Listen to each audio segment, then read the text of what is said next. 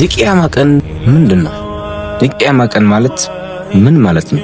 የቂያማ ቀን ማለት ሁሉም ሰው ከሞት የሚቀሰቀስበት ቀን ነው።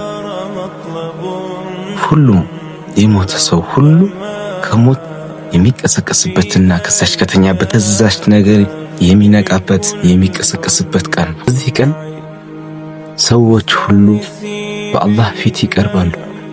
አላህ በቁርአን ውስጥ እንዲህ ይላል፣ ማንኛውም ሰው ያደረገውን በጎም ሆነ መጥፎ ስራ የሚመነዳበት ቀን ነው።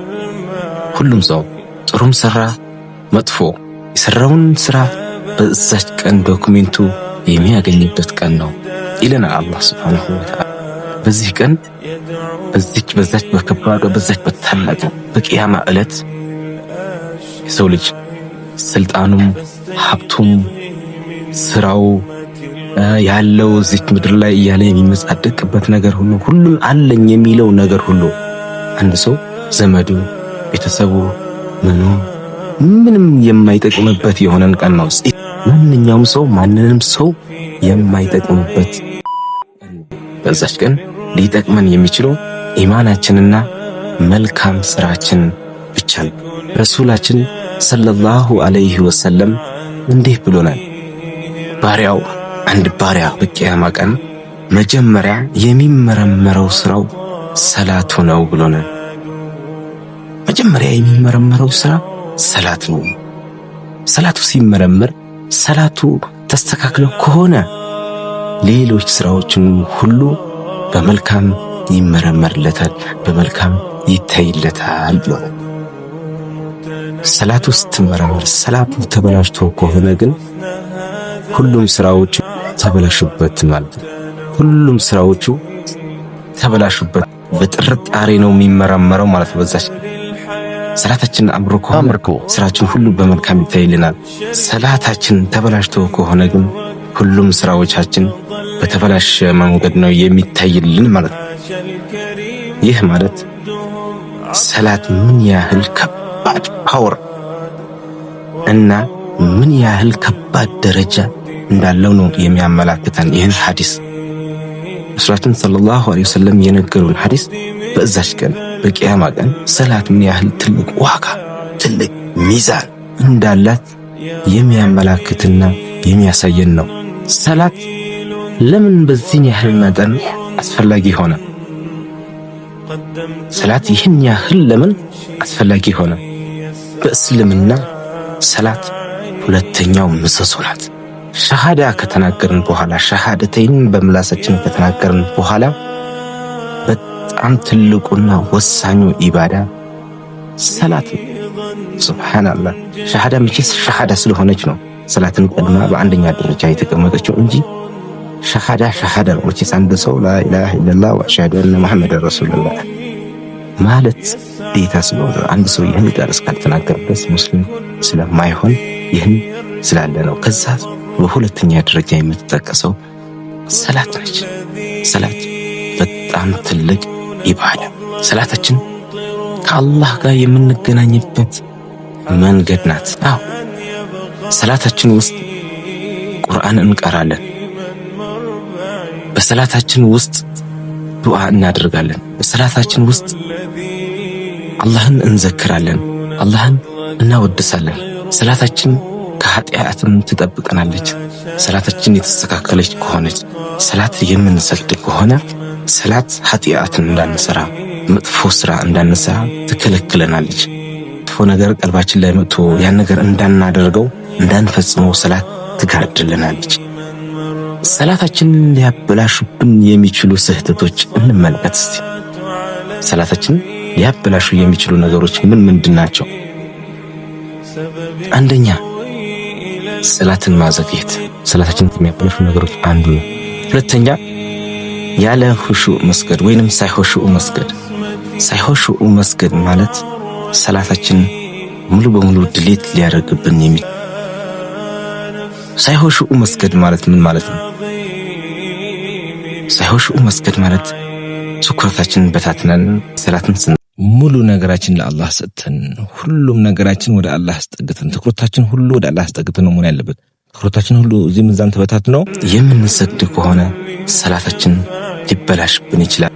አላህ በቁርአኑ እንዲህ ይላል፣ ሙስሊሞች ተሳክቶላቸዋል፣ እነሱም በሰላታቸው ውስጥ ሁሹዕ ያላቸው ናቸው ይላል። ሱብሃንአላህ። አያችሁ፣ ሙስሊሞች ተሳክቶላቸዋል፣ እነሱም በሰላታቸው ውስጥ ሁሹዕ ያላቸው ናቸው። እናም ያለ ሁሹዕ መስገድ ሰላታችን ከሚያበላሹብን ነገሮች አንዱ ነው። ሶስተኛ ሰላትን ማቆራረጥ። ሰላታችን የምናቆራርጥ ከሆነ ሰላታችን ይበላሻል።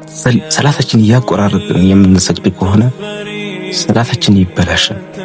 ደስ ባለን ሰዓት የምንሰግደው ሰላት ብቻ ተቀባይነት ይኖረዋል ማለት አይደለም። ስለዚህ ሰላትን እያቆራረጡ መስገድ ሰላትን ከሚያበላሹብን ነገሮች አንዱ ነው። አራተኛ በፍጥነት መስገድ ወይንም በሰላት ላይ መቻኮል። የምንቀራውን ቁርአን ሁላ እስኪጠፋን በሰላት ላይ ሰከን ብለን መስገድ ይኖርብናል። በሰላት ላይ መቻኮል ሰላትን ከሚያበላሹ ነገሮች አንዱ ነው። አምስተኛ ሰላትን ከሚያበላሹ ነገሮች አንዱ ውዱእን በትክክል አለማድረግ። ውዱእ ስናደርግ ነቢያችን ሰለላሁ ዐለይሂ ወሰለም ባስተማሩንና ባሳዩን መንገድ ሊሆን ይገባል። ውዱእን በትክክል አለማድረግ ሰላትን ከሚያበላሹ ነገሮች አንዱ ነው። እነዚህ ነገሮች በትክክል ካላደረግናቸው የሰላታችን ዋጋ ይቀንሱታል። ሰላታችን ሚዛን ላይ ሲመዘን ሚዛን አይኖረው። እንዲህም ሆኖ እንኳን የሰላታችን ሚዛን ዋጋ ይቀንሱታል እንጂ ሰላትህ ድሌት ሆኗል ወይንም ተቀባይነት የለውም አይባልም። ሱብሃንአላህ። እኛ ልፋታችን በተቻለን አቅም የምንለፋው ትንሽም ነገር ቢሆን አላህ ልፋታችን መና አያስቀረውም። በስራነው ልክ እናገኛለን። ነገር ግን እነዚህ ነገሮች የማናስተካክል ከሆነ ሰላታችን ሳኙና ዋናው ነገር ማለት ነው። እሺ ሰላትን የሚያበላሹ ነገሮች አይተናል። አሁን ደግሞ ሰላትን እንዴት እናሻሽለው? ሰላታችን እንዴት ማሻሻል እንችላለን? ሰላታችን ሚዛን እንዲኖረው ሚዛን እንዲደፋ በዛች ቀን በዛች በጭን ሁሉም ሰው ነፍሴ ነፍሴ በሚልበት ሰላታችን ሚዛን ኖሮት እንድንደሰት ሰላታችን እንዴት ሚዛን እንዲኖረው እናድርገው የሚለውንም እንመለከታለን። አንደኛ ሰላትን በወቅቱ መስገድ። ሰላትን በወቅቱ መስገድ ለሰላታችን ማማር ትልቅ ሚና አለ። ሁለተኛ በጀማዓ መስገድ። በጀማዓ መስገድ እጅግ በጣም ብዙ ምንዳዎች የሚያስገኝልን ነገር ነውና ሰላታችንን እንዲያምር ከሚያደርጉ ነገሮች አንዱ ይሄን። ሶስተኛ በሰላታችን ውስጥ የምንቀራው ነገርና ወይንም የምናነበውን ነገር ማወቅ አለብን። ሰላት ስንሰግድ የምንቀራው ቁርአን ማወቅ መለየት አለብን። አንድ ሰው የቁርአኑን የሚሸመድደውን የሚቀራውን ቁርአን ትርጉም ካላወቅ ሰላትን ተቀባይነት የለው ማለት አይደለም። ይሄ አላልኩኝም። ነገር ግን ቁርአን ስንቀራ ሰላት ስንሰግድ ቁርአን በምንቀራበት ሰዓት የምንቀራውን የቁርአኑ ሱራ የሱራውን ትርጉም ብናውቀው እጅግ በጣም የተሻለ ነውና የቁርአን ትርጉም ማወቅ አለብን። ቁርአን ስንቀራ የምንቀራውን የአንዲቷንም ሱራ ቢሆን የአንዲት አያንም ቢሆን የቁርአን ትርጉም ቁርአን ትላንትና የሰራሁት ቪዲዮ ነበር፣ እንደውም ታዩታላችሁ። ቁርአን እጅግ በጣም የሚያምረውና እንደወረደ በደንብ አድርጎ የሚገባው ከትርጉሙ ጋር ሲሆን ነውና በሰላታችን ውስጥ ቁርአን ስንቀራ ወይም የምናነበውን ነገር ማወቅ አለብን ማለት ነው።